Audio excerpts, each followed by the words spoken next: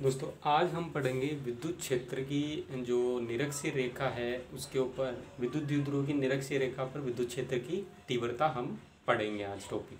पिछली जो क्लास में हमने पढ़ा था कि विद्युत क्षेत्र की अक्षीय रेखा पर विद्युत क्षेत्र की तीव्रता के बारे में हमने डिस्कस किया था। आज हम पढ़ेंगे निरक्षीय रेखा के बारे में। तो ये आपको ध्यान में रखना है कि निरक्षीय आएगा तो ये डेरिवेशन करना है, अक्षीय आएगा तो इससे पहले जो वीडियो हमने देखा था वो उसमें वो जो डेरिवेशन है वो डेरिवेशन आपको करना है। तो किस प्रकार से होता है, सबसे पहले इसमें हम बनाते हैं डायग्राम। तो मान लिया कि हमने क्या माना कि एक विद्युत द्विध्रुव है, क्या माना विद्युत द्विध्रुव है, ये प्लस क्यू आवेश है और ये क्या है माइनस क्यू आवेश है। ये ए पॉइंट हो गया और ये बी पॉइंट हो गया, इसका मिड पॉइंट यानी मध्य बिंदु हो गया ओ।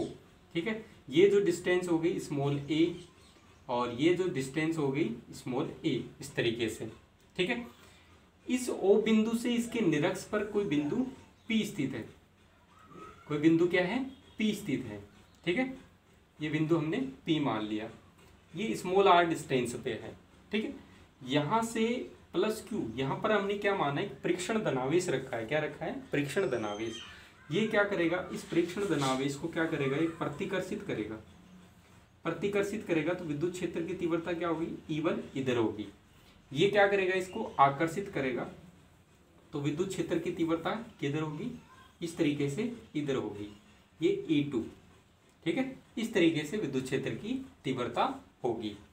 ठीक है दोस्तों, अब यहाँ पर ये कोण हमने मान लिया थीटा। ठीक है, और ये कोण भी क्या होगा थीटा होगा। तो ये हमने क्या किया डैश डैश करके इसको मिला दिया। ठीक है, तो ये कोण थीटा है तो ये कोण भी क्या होगा थीटा। कैसे देखो, यहाँ पर ये दो समांतर रेखा है, इसको एक तिर्यक रेखा काट रही है तो ये कोण थीटा है तो ये कोण भी क्या होता है थीटा। तो ये क्या है, क्या होते हैं संगत कोण होते हैं। कैसे कोण होते हैं, संगत कोण हो गए, दोनों क्या हो गए थीटा संगत कोण हो गए। तो ये कोण और ये कोण क्या हो गया बराबर हो गया। ठीक है, यहाँ से तो ये संगत कोण हो गया। इसी प्रकार से ये कोण और ये कोण क्या हो गए बराबर। कैसे देखो, ये हमने एक दो समांतर रेखा है, इसको एक तिर्यक रेखा काट रही है तो देखो ये जेड की आकृति बन रही है इस तरीके से, और जेड की आकृति बन रही है तो ये थीटा है तो ये क्या होगा थीटा। तो ये दोनों क्या है एकांतर कोण है। कैसे कोण है एकांतर कोण है, दोनों क्या हो गए बराबर हो गए तो ये थीटा हो गया। तो यहाँ से इस थीटा की तरफ, ये इस थीटा की तरफ ये क्या हो गया E1 कोस थीटा। ठीक है, और इधर ये क्या हो गया E2 कोस थीटा। ठीक है, ये E1 कोस थीटा और ये E2 कोस थीटा। इसके लंबवत घटक की बात करें तो ये क्या हो गया E1 साइन थीटा और इसका क्या हो जाएगा ये E2 साइन थीटा। ठीक है, E2 साइन थीटा। ये जो डिस्टेंस है स्मॉल एल ले ली हमने, ये डिस्टेंस भी क्या हो गई स्मॉल एल। तो ये इस तरीके से हमारा डायग्राम बन गया। ठीक है, अब इसमें कैलकुलेट क्या करना है, सबसे पहले हम विद्युत क्षेत्र की तीव्रता E1 ज्ञात करेंगे, E2 ज्ञात करेंगे। अब दोनों की वैल्यू देखेंगे, दोनों की वैल्यू क्या है बराबर आ रही है तो दोनों की वैल्यू बराबर आएगी। ठीक है, बराबर आएगी क्यों, क्योंकि डिस्टेंस दोनों की बराबर है। ठीक है, थीटा बराबर है। ठीक है, सारी चीजें बराबर है तो क्या आएगी वैल्यू बराबर आएगी। उसके बाद में हम देखेंगे कि ये जो घटक है ये दोनों वैल्यू बराबर हो गई तो ये दोनों क्या है एक दूसरे के विपरीत है तो ये कैंसिल हो जाएंगे और ये दोनों आपस में क्या हो जाएंगे जुड़ जाएंगे। तो परिणामी विद्युत क्षेत्र की तीव्रता क्या होगी इस साइड में होगी। ठीक है, इस साइड में विद्युत क्षेत्र की तीव्रता। अब कई बार क्या होता है कई बुकों में इस तरीके से क्वेश्चन मिल जाता है, ये प्लस की जगह माइनस क्यू आ जाता है, ये प्लस क्यू आ जाता है। तो इस तरीके से ये जो डायग्राम, ये जो इधर वाला जो ये पोर्शन बन रहा है ये क्या बनेगा इस साइड में बन जाएगा। ठीक है, तो उससे कोई प्रॉब्लम नहीं है। ठीक है, तो ये चीज़ है। आगे हम बात करते हैं इसको। अब थ्योरी में क्या लिखना होता है, देखो थ्योरी में लिखना होता है कि माना कि एक विद्युत द्विध्रुव है AB है जिसका मध्य बिंदु O है। मध्य बिंदु O से स्मॉल r डिस्टेंस पर निरक्षीय रेखा पर कोई बिंदु P स्थित है जहां पर विद्युत क्षेत्र की तीव्रता में ज्ञात करनी है। तो प्लस क्यू आवेश के कारण विद्युत क्षेत्र की तीव्रता E1 है और माइनस क्यू आवेश के कारण विद्युत क्षेत्र की तीव्रता E2 है। ठीक है, तो E1 के का जो घटक लेंगे E1 कोस थीटा और E1 साइन थीटा, इसी तरीके से E2 के घटक लेंगे E1 साइन थीटा और E2 साइन थीटा और E2 कोस थीटा। तो इस तरीके से इसको हमने ये बनाया। अब इसका डेरिवेशन करते हैं तो इसके लिए हम क्या करते हैं इस डायग्राम को इधर बनाते हैं। तो ये मैं डायग्राम को इधर बना देता हूँ।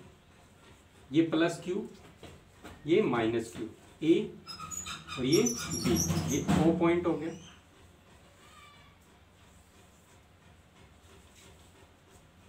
इस तरीके से E1 ले लिया, E2 हो गया,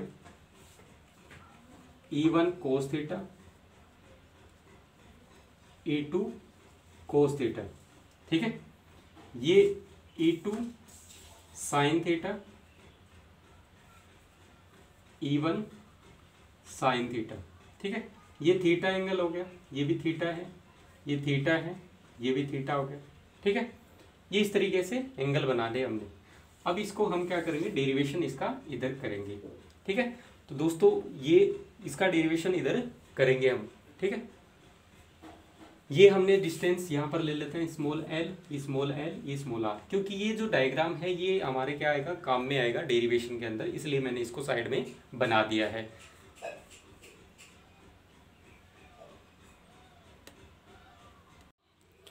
अब हम बात करेंगे प्लस क्यू आवेश के कारण विद्युत क्षेत्र की तीव्रता। तो ये ए बिंदु लिया है, बी बिंदु लिया है और ये पी बिंदु हो गया, ठीक है। तो प्लस क्यू आवेश के कारण विद्युत क्षेत्र की तीव्रता, विद्युत क्षेत्र की तीव्रता। तो E1 लेते हैं, यहाँ पर क्या लेंगे, E1। तो E1 वेक्टर बराबर क्या होगा, के क्यू। देखो इन आवेशों के बीच की दूरी कितनी है, स्मॉल एल, तो स्मॉल एल स्क्वायर। समीकरण नंबर इसको हमने क्या दे दिया, 1। समीकरण नंबर क्या दे दिया इसको, 1। इसी प्रकार माइनस क्यू आवेश के कारण विद्युत क्षेत्र की तीव्रता, ठीक है। माइनस क्यू आवेश के कारण E2 है, तो के q upon small L square, समीकरण नंबर 2। देखो यहाँ पर भी जो दोनों के बीच की डिस्टेंस है वो क्या है, स्मॉल एल। तो यहां से समीकरण 1 और 2 से हम क्या कह सकते हैं, समीकरण 1 तथा 2 से E1 वेक्टर बराबर क्या हो गया, E2 वेक्टर बराबर के q upon small L square, ठीक है। इस तरीके से हमने क्या कर दिया, ये प्रूव कर दिया। और ये इसको समीकरण नंबर हमने 3 दे दिया, इसको समीकरण नंबर क्या दे दिया हमने, 3 दे दिया है, ठीक है। आगे हम बात करते हैं। अब यहां पर देखो, अब यहां पर विद्युत क्षेत्र जो है, इसके कारण विद्युत क्षेत्र और इसके कारण विद्युत क्षेत्र दोनों बराबर हैं। अब दोनों बराबर हैं तो विद्युत क्षेत्र की तीव्रता किधर होगी, किस साइड में होगी। तो यहाँ पर हमने क्या किया, इसको घटकों में विभाजित किया। तो निरक्षीय जो घटक हो गए, यानी लंबवत घटक की बात करें तो लंबवत घटक हैं, लंबवत घटक E1 sine theta coma E2 sine theta, ठीक है। यहां पर लंबवत जो घटक है E1 और E2 की वैल्यू क्या है, सेम है, और साइन थीटा की वैल्यू क्या आएगी, सेम आएगी, क्योंकि थीटा का मान भी क्या है, दोनों में सेम है। तो यहाँ पर ये दोनों की वैल्यू सेम है, लेकिन दिशा क्या है, दोनों की अपोजिट डायरेक्शन है, यानी विपरीत दिशा में है। तो विपरीत दिशा में, तो इसका मतलब क्या हो गया, ये एक दूसरे को क्या कर देंगे, कैंसिल कर देंगे। क्या कर देंगे, कैंसिल कर देंगे। और कैंसिल कर देंगे तो इनका कोई प्रभाव नहीं रहेगा। तो परिणामी जो विद्युत क्षेत्र होगा, परिणामी विद्युत क्षेत्र की तीव्रता, विद्युत क्षेत्र की तीव्रता क्षैतिज घटक E1 cos theta coma E2 cos theta के कारण होगी, ठीक है। इन दोनों के कारण क्या होगी, विद्युत क्षेत्र की तीव्रता होगी। तो यहां पर दोनों क्या है, सेम है, और कोस थीटा की वैल्यू भी क्या है, दोनों में सेम होगी, और सेम डायरेक्शन में, यानी एक ही दिशा में है, और एक ही दिशा में तो आपस में क्या हो जाएंगे, जुड़ जाएंगे। तो यहाँ पर टोटल परिणामी जो आएगा विद्युत क्षेत्र वो क्या आ जाएगा, E1 कोस theta plus E2 cos theta, ठीक है। इस तरीके से हमने इनको क्या कर दिया, जोड़ दिया है दोनों को। जोड़ने के बाद में आगे हम देखते हैं,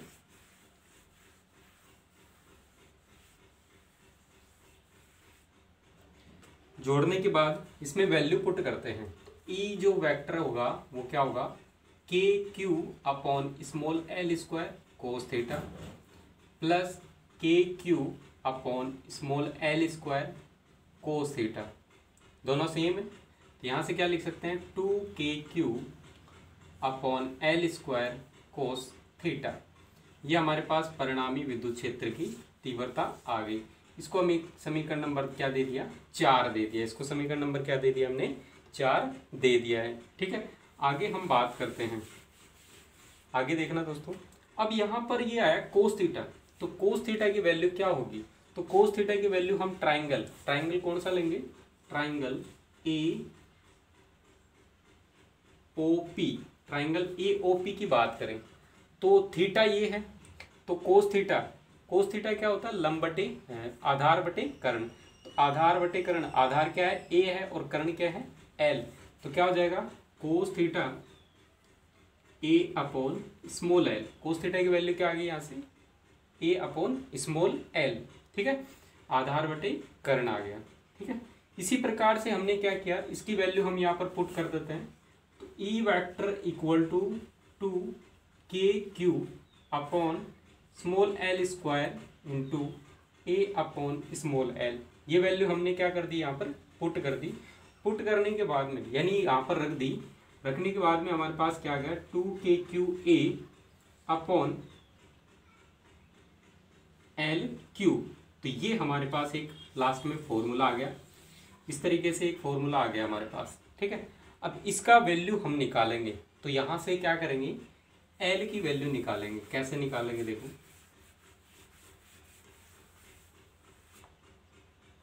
अब L की वैल्यू और निकालनी है, तो L क्या होगा, देखो L देखो यहाँ पर क्या होगा, इस ट्राइंगल की बात कर रहा हूँ मैं AOP, तो O इसको दे रहे हैं नाम।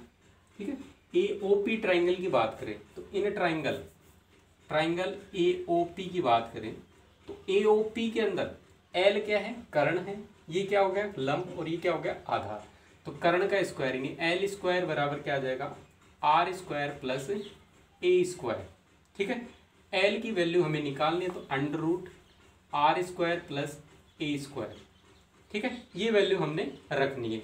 तो इसको मैं कैसे लिख सकता हूँ, L equal to R square plus A square की पावर 1/2 की पावर क्या हो गई, 1/2 हो गई। ठीक है, इस तरीके से इसकी पावर क्या कर दी हमने, 1/2। तो ये वैल्यू हम क्या करेंगे, इस क्वेश्चन 5th में रखेंगे, इस क्वेश्चन नंबर 5 समीकरण 5 में रखने पर। ठीक है, समीकरण 5 में रखेंगे ये वैल्यू। तो समीकरण 5 में देखना क्या होता है, E वेक्टर बराबर 2kqa upon R square plus A square की पावर 3/2। क्योंकि 3 था, क्यूब था, तो 3/2 आ जाएगा इसका पावर। ठीक है, अब यहाँ पर देखो Q इंटू 2a, इसको क्या लिख सकते हैं, K into Q into 2a। ठीक है, और ये क्या आ जाएगा, small R square plus A square का पावर 3/2, ये E वेक्टर आ गया। ठीक है, इस तरीके से आ गया। तो यहाँ देखो ये जो होता है P इक्वल टू होता है Q इंटू 2a, विद्युत द्विध्रुव आघूर्ण। ठीक है, और विद्युत द्विध्रुव आघूर्ण की वैल्यू यहाँ पर हम रखेंगे। विद्युत द्विध्रुव आघूर्ण की वैल्यू मैं यहाँ पर रखता हूँ। तो यहाँ से आ गया देखो E वेक्टर बराबर KP अपॉन P वेक्टर लेंगे इसको, small R square plus A square 3/2। ठीक है, अब यहाँ पर हमने क्या मान लिया कि जो A की वैल्यू है R से बहुत कम है, यानी ये जो डिस्टेंस है इस R से बहुत कम है। तो बहुत कम है तो इसका मतलब क्या होगा, R small r greater than small a, ये हमने ले लिया। ठीक है, ये हमने लिखा तो ये लिखने के बाद में ई वेक्टर बराबर क्या आ गया यहाँ पर, के पी वेक्टर अपॉन इसकी वैल्यू क्या मान लेंगे 0। तो आर का स्क्वायर की पावर कितना है 3/2, 2 से 2 कैंसिल हो गया, तो यहाँ से क्या आ गया E vector equal to K P vector upon R cube. ठीक है, इस तरीके से ये हमारा निरक्षीय रेखा पर विद्युत क्षेत्र की तीव्रता का फॉर्मूला है। और अक्षीय रेखा पर आपने अभी तक वीडियो नहीं देखा है तो इसके डिस्क्रिप्शन में आपको उसका लिंक मिल जाएगा, वहां से आप उसको देख सकते हैं। तो उसका जो फॉर्मूला आया था ई वेक्टर बराबर 2kp vector upon R cube, उसका फॉर्मूला ये आया था। ठीक है, उसका फॉर्मूला हमारे पास आया था E vector equal to 2kp vector upon R cube. तो ये क्या होता है, दो मल्टीपल होता है, डबल होता है इससे, यानी निरक्षीय रेखा पर विद्युत क्षेत्र की तीव्रता अक्षीय रेखा पर विद्युत क्षेत्र की तीव्रता से क्या होती है, आधी होती है। ये कई बार क्वेश्चन पूछ लिया जाता है कि इनका रेशियो क्या होगा। तो इनके रेशियो की अगर मैं बात करूं, तो क्या होगा, देखो इनका रेशियो लेते हैं। ये निरक्षीय रेखा, ये अक्षीयल और ये हमने मान लिया इक्विपोटेंशियल। ठीक है, तो इसकी जो वैल्यू रखते हैं तो 2kp अपॉन आर क्यूब, ये हो गया kp upon R cube. R cube से आर क्यूब कैंसिल, तो क्या आ जाएगा, यहाँ से कैंसिल बाद में करेंगे एक बार आर क्यूब। तो यहाँ से देखो 2kp upon R cube multiply R cube ऊपर चला जाएगा और यहाँ से kp नीचे आ गया। kp से kp कैंसिल, आर क्यूब से आर क्यूब कैंसिल, तो 2/1 रेशियो होता है ई अक्सियल और ई इक्विपोटेंशियल का। ठीक है, ये कई बार क्वेश्चन पूछ लिया जाता है, तो मोस्ट इंपॉर्टेंट क्वेश्चन है ये, बहुत बार क्वेश्चन पूछा जाता है कंपटीशन में, और जैसे 12th वाले एग्जाम में भी कई बार पूछा जाता है कि क्या रेशियो होता है। अगर यहाँ पर इक्विपोटेंशियल अपॉन ई एक्सियल हो तो क्या आ जाएगा, 1/2 रेशियो आ जाएगा। ठीक है, तो इस तरीके से रेशियो पूछा जाता है। फिर दूसरा पूछा जाता है कि ग्राफ क्या होगा, तो ग्राफ की अगर बात करें तो इसका ग्राफ भी कैसा होगा, इस तरीके का ग्राफ होगा। ये ई लेंगे इधर और ये आर लेंगे, तो ग्राफ कैसा आएगा इसका, इस तरीके से आएगा। ठीक है, तो दोनों में ग्राफ क्या होता है, सेम होता है, लेकिन इनका रेशियो क्या होता है, 1/2 का रेशियो होता है। अक्षीय रेखा पर जो विद्युत क्षेत्र की तीव्रता होती है वो दुगनी होती है निरक्षीय रेखा पर विद्युत क्षेत्र की तीव्रता से। तो ये हमारा अक्षीय रेखा और निरक्षीय रेखा का जो टॉपिक था, बहुत ही इंपॉर्टेंट टॉपिक है, दोनों बहुत ही अच्छे टॉपिक है, हर एग्जाम में क्वेश्चन आते हैं इनसे। ठीक है, और डेरिवेशन 12th क्लास में डेरिवेशन पूछा जाता है इसका, और भी जैसे कॉलेज वगैरह के एग्जाम होते हैं उनमें भी इसका डेरिवेशन बहुत बार पूछा गया है। तो मोस्ट इम्पोर्टेंट टॉपिक है ये, बहुत ही इंपॉर्टेंट टॉपिक है इस चैप्टर का, तो इसको अच्छी तरीके से आपको पढ़ना है। इससे पहले जो अक्षीय रेखा का हमने देखा था, तो वो आपने अभी तक नहीं देखा तो आपको इस वीडियो के डिस्क्रिप्शन में उसका लिंक मिल जाएगा, वहां से आप उसको देख सकते हैं। अभी तक आपने चैनल को सब्सक्राइब नहीं किया तो चैनल को जरूर सब्सक्राइब कीजिए, बेल आइकॉन को प्रेस कीजिए, ताकि जो भी आपको नए वीडियो डले जो आपको तुरंत प्राप्त हो नोटिफिकेशन के माध्यम से। और ज़्यादा से ज़्यादा दोस्तों को शेयर करें, ताकि ज़्यादा से ज़्यादा स्टूडेंट और जो आपके फ्रेंड है वो आसानी से क्या कर सके, तैयारी कर सके अपनी। और कमेंट करके बताइए कि आपको ये वीडियो कैसा लगा, और इससे अच्छा मैं बनाने की कोशिश करूं। आपको अच्छा लगा या फिर इसमें कोई मिस्टेक है क्या है, तो मैं इससे अच्छा आपके लिए वीडियो बना सकूं। तो नेक्स्ट मिलते हैं अगली क्लास में, तब तक के लिए थैंक यू।